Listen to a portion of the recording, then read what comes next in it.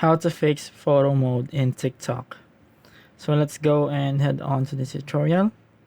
So first we need to go to our Play Store or App Store. And then what you need to do is to check if your TikTok is updated. And in here, my TikTok is updated since it has no available updates and it has the open button right there. So if you have this, just tap on open, or if you do not have, just update your TikTok so that you can have the feature of the photo mode.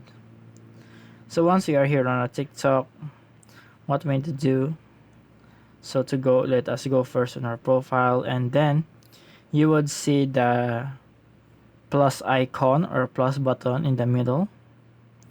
So that is the biggest button right there, so tap on that.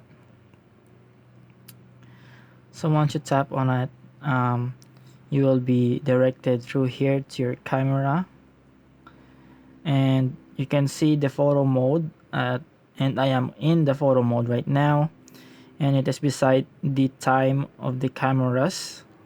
So if you are on the time of the cameras, just go and swipe it until you have photo mode, and that's it. So if this video helps, please subscribe and click that bell icon on, so you would help in growing the channel. And thank you for watching.